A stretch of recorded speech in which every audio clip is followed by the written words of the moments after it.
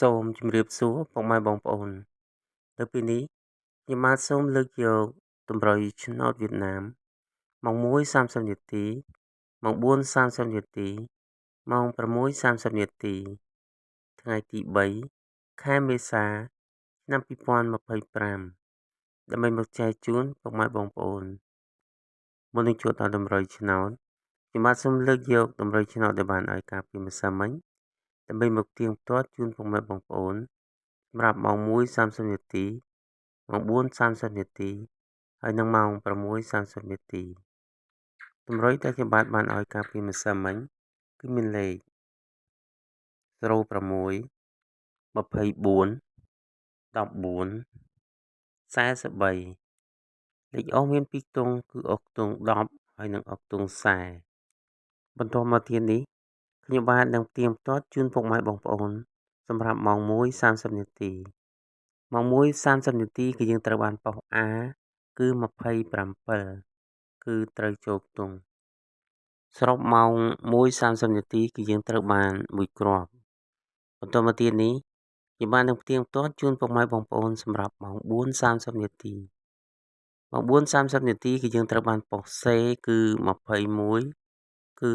ត្រូវចូលខ្ទង់គឺតម្រុយខ្ញុំបានឲ្យលេខ24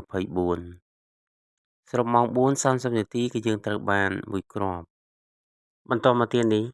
ខ្ញុំបាននឹងផ្ទៀងផ្ទាត់ជូនពុកម៉ែបងប្អូនសម្រាប់ម៉ោង 6:30 នាទី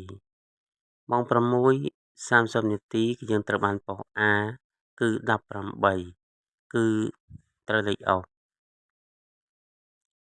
បន្តមកទៀតនេះគឺយើងត្រូវបានប៉ុស B គឺ12គឺត្រូវលេខអុសដូចគ្នាតម្រុយគឺខ្ញុំបានឲ្យលេខ14បន្តមកទៀតគឺយើងត្រូវបានប៉ុស D គឺ13គឺត្រូវលេខអុសដូចគ្នាសរុបម៉ោង 6:30 នាទីគឺយើងត្រូវបាន3គ្រាប់បន្តមកទៀតនេះខ្ញុំបាទនឹងលើកយកតម្រុយសម្រាប់ថ្ងៃទី3ខែមេសាឆ្នាំ 2025ដើម្បីមកចែកជូនពុកម៉ែបងប្អូនដើម្បីចាក់ផ្សងសំណាងតម្រុយគឺមានលេខ91 66 35 19លេខអុសមាន2ខ្ទង់គឺអុសខ្ទង់10ហើយនិងអុសខ្ទង់60សូមពុកម៉ែបងប្អូនជួយចុច Subscribe ហើយនិងសញ្ញាមេដៃជួយសញ្ញាកណ្ដឹងដើម្បីទទួលបានវីដេអូថ្មីៗដែលខ្ញុំបានចេញជារៀងរាល់ថ្ងៃសូមជូនពរសូមឲ្យពុកម៉ែបងប្អូនមានសំណាងល្អគ្រប់ក្រុមគ្រួសារបើសិនជាពុកម៉ែបងប្អូនមានចម្ងល់អ្វីមួយចង់សាកសួរសូមខមមិននៅខាងក្រោម